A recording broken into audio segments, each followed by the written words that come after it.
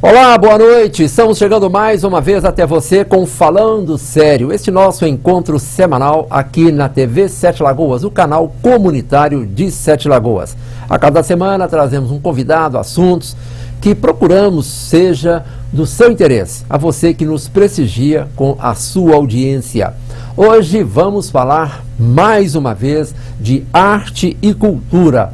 E o nosso convidado é um artista plástico muito conhecido em Sete Lagoas, uma carreira brilhante nas artes plásticas e agora exercendo uma função dentro do organograma da Secretaria Municipal de Cultura, é curador das galerias Fernandino Júnior e Miralda e responsável agora por um departamento recém-criado dentro da Secretaria Municipal de Cultura. Demétrios Cota, artista, curador.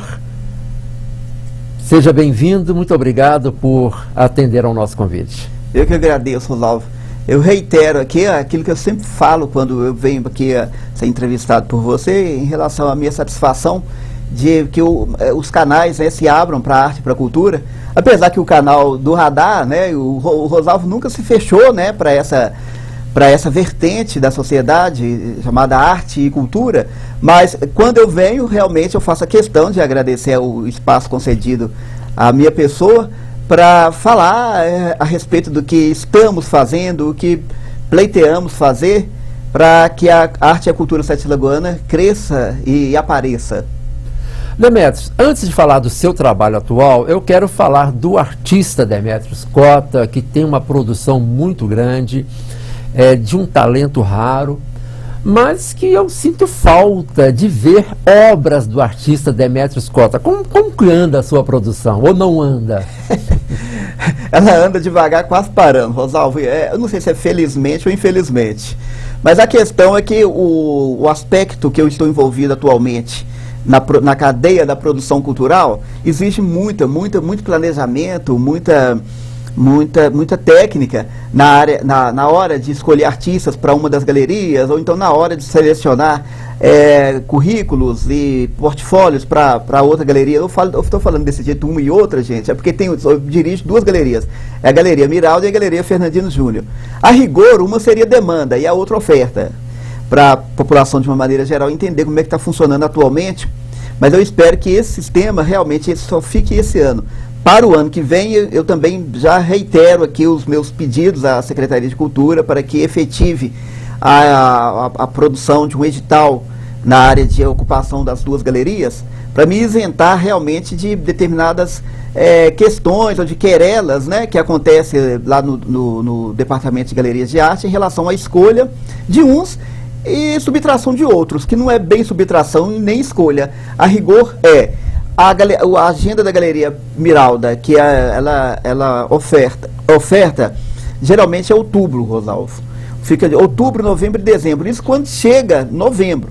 De outubro até novembro, a galeria a agenda se fecha.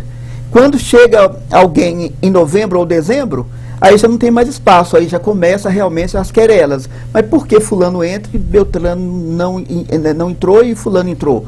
Aí eu tenho que explicar isso que estou explicando aqui no ar, em relação a por que determinados currículos não entraram e outros entraram. Foi até mesmo ordem de precedência, ele chegou primeiro e teve qualidade para poder ocupar a galeria. Então eu não vejo por que alguém que chega primeiro, eu tenho que abrir mão desse que chegou primeiro para o outro que chegou lá em novembro, sabendo que fica 3 meses aberto esse período de ocupação da Galeria Miralda, para ocupação do espaço dela, alguém que realmente não interessou pelo espaço e outros interessaram.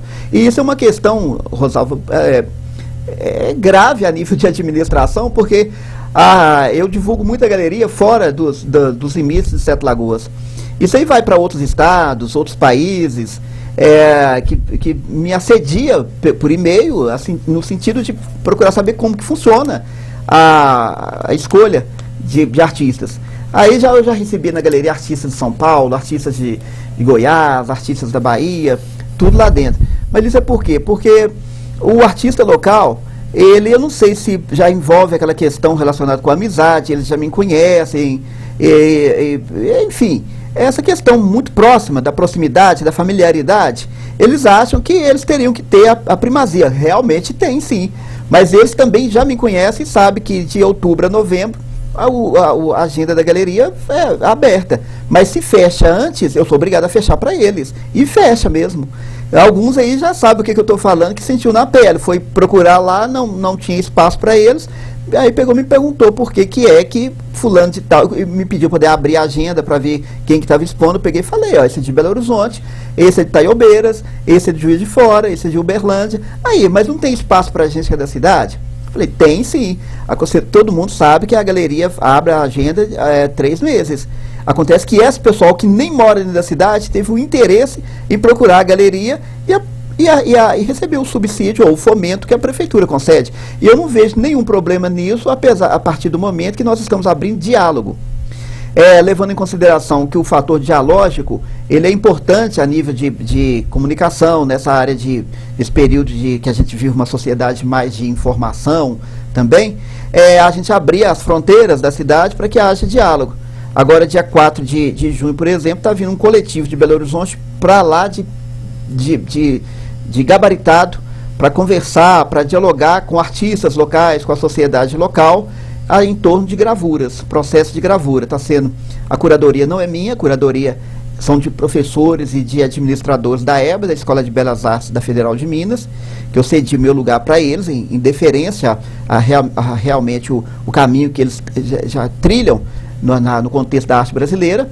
Então não tinha como eu fazer a curadoria, passei a curadoria para eles, eu funcionei como simplesmente um supervisor de curadoria. Nada de aspecto de hegemonia sobre eles. Mas, Rosalvo, aí funciona a Galeria Miraldo com a oferta e a Galeria Fernandino Júnior com demanda. Diga-se de passagem, a demanda da Galeria Fernandino Júnior, ela é aquém. Ela não atende. Eu espero, eles pegam e não vêm. Aí o fato deles não virem, o que eu faço? Eu pego e já monto realmente um contexto curatorial. Tanto é que tem um espaço. Esse ano está um buraco, né, está uma lacuna para a Galeria Fernandino Júnior. Eu não sei dizer aqui agora se seria outubro ou setembro, mas um dos 2 meses está desocupado, houve desistência. Se houver alguém interessado, exatamente. Pode entrar em contato, né? Demés, vamos descontrair um pouco aqui, já que você falou dessa... Bom, a arte é universal, né? Então os diálogos envolvendo a arte devem ser internacionais. E, claro, eu não vou citar a fonte, vou preservar a fonte, mas fonte fidedigna me falou que você quase criou um conflito diplomático Brasil e Uruguai. Isso aí são coisas de bastidores que eu não sei se compensa trazer aqui para a televisão, né? Porque envolveu realmente essa grande questão. Eduardo Galeano, escritor, né? Uruguaio, não, né? Foi. E não foi só com ele, não, foi com a própria embaixada mesmo. Pois é. Porque o Galeano estava lá. Porque o tema é Eduardo Galeano, né? Envolvia. Não, por causa do tipo de curadoria que eu queria fazer. Eu queria trazer mentes bem atuantes lá no Uruguai, na época que o Uruguai veio expor, na época da Copa, né?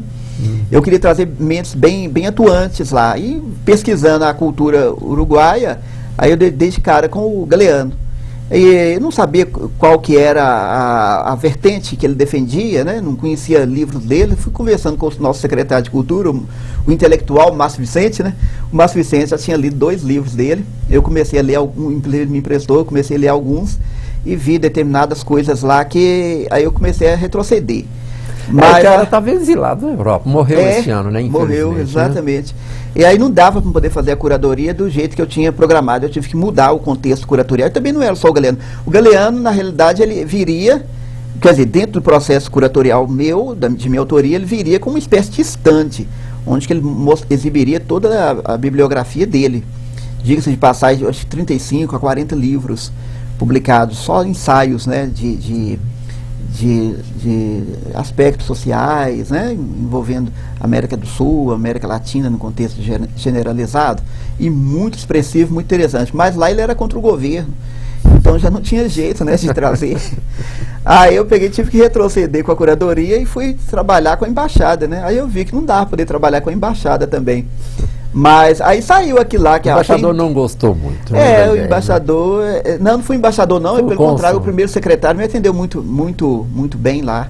Foi o cônsul, né, que na realidade ele queria que só o Márcio Vicente trabalhasse o contexto de diplomacia entre ele entre o cônsul e a Secretaria de Cultura. E eu não sabia desses limites, né, dessa situação, fui conversar direto na embaixada, né?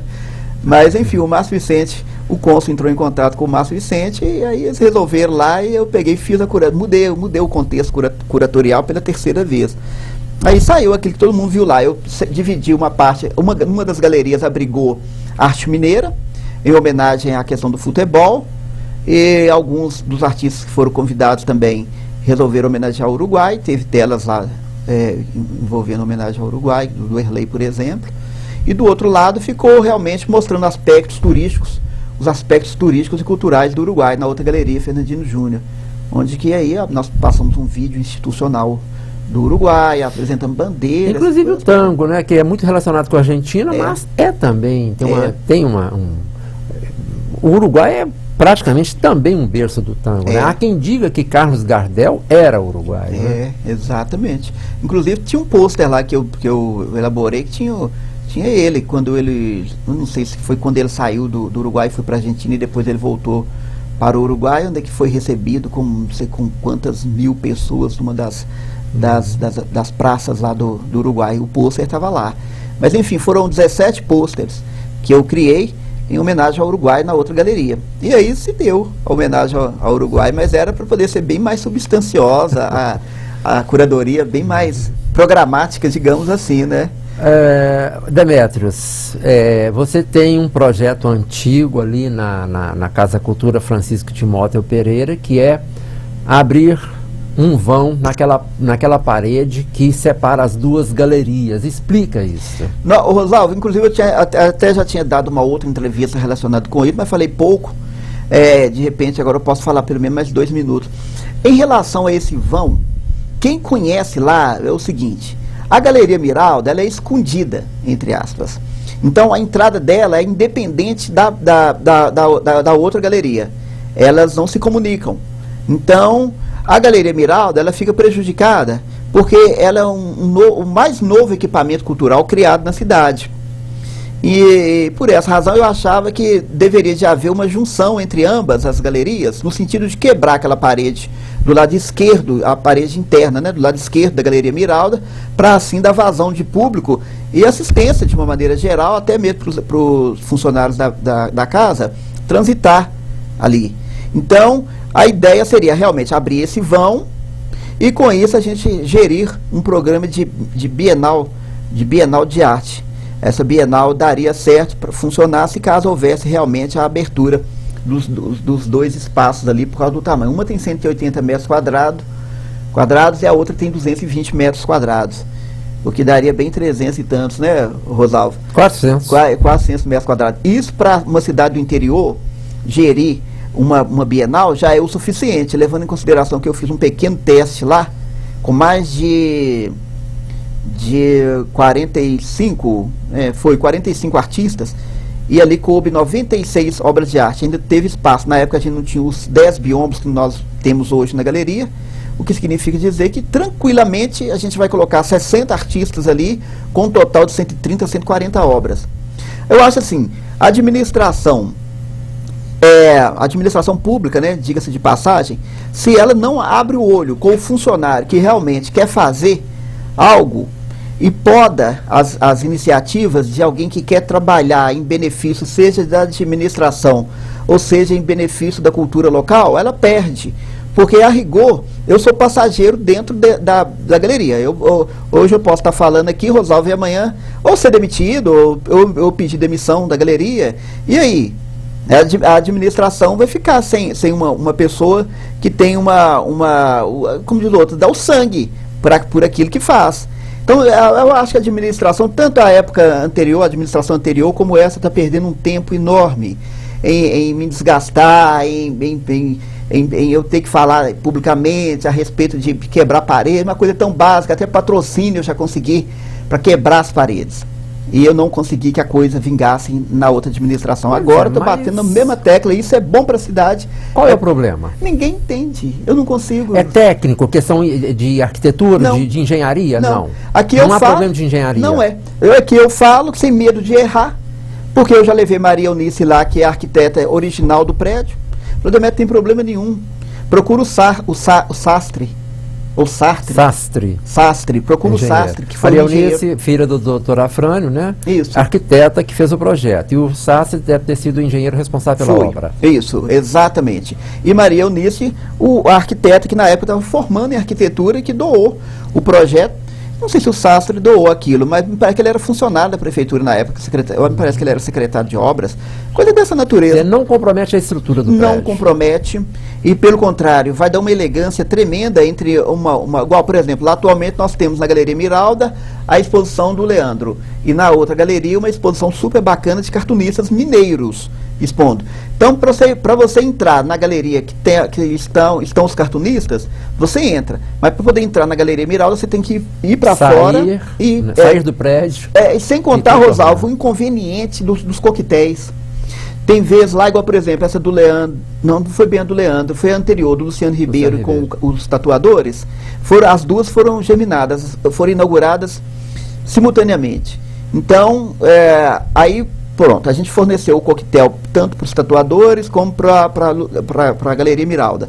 E o pessoal trafegava lá fora com as taças, e aí já tem desaparecimento de taça, porque já está no local externo do recinto, e dali eles vão para aquela escada, senta ali, as taças ficam e quebram ali. Então, enfim, isso é só um dos probleminhas que a gente enfrenta lá com relação a domínio de público. É ao passo que, se quebrar a parede interna e unir as duas galerias, nós teríamos somente uma entrada. Então, pode fechar uma das duas. Pode fechar. A da Galeria Miralda, eu não sou a favor que tire ela. Ali um blindex ali resolveria, mas para poder dar entrada para a minha sala. Ela poderia ficar fechada, né, no dia da inauguração. Né? Exatamente. E o aspecto ficava muito elegante, levando em consideração que até ali dentro poderia ter uma bombonière, ou então um café, criar ali uma junção de quando tiver as exposições. Quem não estiver preferindo o coquetel, que pague lá o café que esteja lá dentro, que pode ser ou subsidiado pela prefeitura, ou então feito a nível de não concessão. Sei se, poderia ser feito a nível de concessão para alguma das empresas que tem aqui, que mexe com café expresso, café cappuccino. Bom, essas coisas. Vamos tentar ser práticos. Você acredita que vai haver a abertura dessa parede lá? Eu acredito que sim. Eu acho que a sensatez no meio político, ela demora, mas ela acontece. Levando em consideração que a gente sempre fala, e agora nós estamos falando de uma maneira mais livre perante as câmeras de TV, é a segunda vez que eu falo sobre isso, e diga-se de passagem, não é uma contundência, não é uma exigência, não é uma intransigência, é uma necessidade, inclusive até de economia para a prefeitura, porque atualmente fica 2 funcionários lá, olhando ambas as galerias. No futuro é assim que quebrar o espaço, assim que abrir o espaço, um funcionário só olha as 2 galerias, porque vai ter uma entrada e uma saída só. Hoje nós temos 2 pessoas, uma olha a Galeria Miralda, a outra olha do outro lado. Então, só por aí você vê, Rosalvo, já é uma economia de mão de obra. Não sei se nem se a prefeitura está interessada nisso, mas é uma economia de mão de obra, é uma economia a nível de pequenos funcionamentos, como essas da taças que eu acabei de falar, sobre questão do isolamento da Galeria Miralda. Ela fica muito isolada, não dá para o vigia noturno ficar lá fora, preocupado com a Galeria Miralda, ele fica lá dentro e a Galeria Miralda não tem entrada e saída para ele. Então, observe, você vê o transtorno que é. E isso tem causado outros problemas, como um acervo muito importante de Minas Gerais, ele até é judeu, ele é colecionador, abriu a galeria dele recentemente lá em Belo Horizonte, o Jacques Levy, Jacques Levy Galeria de Arte. O Jacques Levy me fez uma proposta de trazer o acervo dele. O acervo é milionário para a Galeria Miralda. Ele teve lá na galeria, conheceu o secretário de Cultura, pediu se poderia trazer o acervo comercial, não foi possível trazer por causa de segurança. Nem ele exigiu segurança, na realidade foi o próprio secretário, Márcio Vicente. Não quis arriscar. O Márcio Vicente falou, Demetrio, é muito perigoso isso, vamos deixar isso mais para frente, mas é o tipo da coisa, se tivesse na época realmente a abertura do lado, um funcionário só, e até eu também, eu fico lá dentro da Galeria Miralda, ao passar pelo funcionário lá fora, vai dar de cara comigo dentro do recinto da galeria. Então, continuaria os 2, porque na realidade eu estou zelando por ambas as galerias, uma vez que eu ocupo o cargo de diretor do Departamento de Galerias de Arte. Então eu fico lá, eu sou mais cativo. Não que eu tenha que ficar quieto lá dentro, mas eu fico mais lá e acionando mais a internet e montando as curadorias pela própria web. Então é coisa assim a ser pensada, o bom senso vai imperar, Rosalvo, mais cedo ou mais tarde eles vão ver. Vamos ver, né? Demetrio, uma coisa que sempre é falada, é assunto recorrente em Sete Lagoas, é o horário de funcionamento dos espaços culturais da cidade, museus, galerias. Quer dizer, são espaços que no mundo inteiro funcionam 7 dias por semana, até altas horas da noite. Em Sete Lagoas é horário comercial de segunda a sexta-feira, de 8 às 18 horas. Aí uma pessoa que trabalha durante esse período, que pudesse visitar uma exposição, hora que saísse do trabalho, não pode, porque vai chegar lá, vai encontrar fechado. Um turista que venha à cidade no final de semana não vai poder visitar nenhum espaço cultural de Sete Lagoas, porque está fechado. E aí? É outra coisa que a gente deve de continuar debatendo isso perante as câmaras e solicitando do administrador público, sabe, Rosalvo, esse outro faceta da sensatez do administrador. Eu acredito também que de tanta gente falar vai arrematar conseguindo. Essa questão da contenção de admissional, né, da prefeitura, tem batido de cara com a galeria. A galeria, na realidade, como eu falei anteriormente, o departamento é o mais novo departamento criado por essa administração, que é o Departamento de Galerias de Arte. O que falta, porque eu vejo lá os trâmites, o corre-corre do dia a dia, do secretário adjunto, é tempo mesmo, para eles pensarem, refletirem em torno de como que funciona uma galeria de arte. Nunca vieram e me perguntaram, como é que funciona uma galeria de arte? Como é que funciona um curador? Então, eu acho que eles ainda não perceberam o que significa um curador e o que significa uma galeria de arte.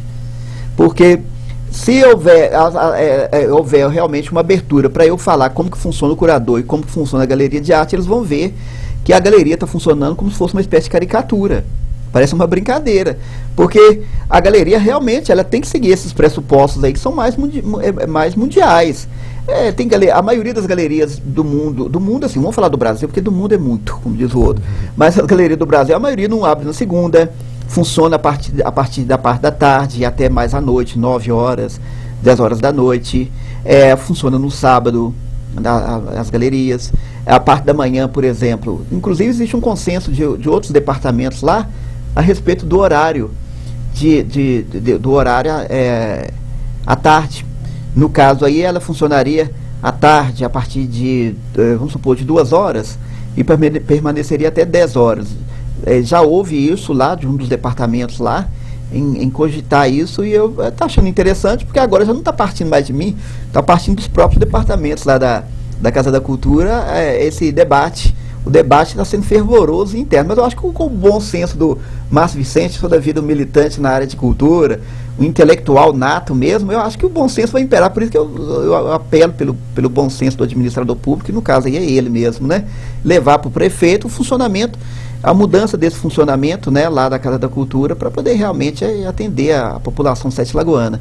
Em relação a esse funcionamento aí depois que quebrar as paredes, Rosalvo, o programa de Bienal ele seria super bem-vindo, que é uma política cultural, esse negócio de programa de Bienal, que atende também programas de residências artísticas dentro da cidade. Isso aí vai gerar um boom na área de turismo cultural dentro da cidade, e a circulação de economia criativa, economia da cultura, vem todos esses trâmites se envolver um programa de Bienal aqui dentro. E Sete Lagoas está para lá de madura para poder receber um programa de Bienal. O que está faltando realmente é uma sensatez aí. Bom, o nosso convidado de hoje, no Falando Sério, Demetrio Scott, artista plástico, atualmente diretor do recém-criado DEGAR. Um nome muito a propósito, né? Departamento de Galerias e Artes de Sete Lagoas. Estamos chegando ao final do primeiro bloco, daqui a pouco nós voltamos.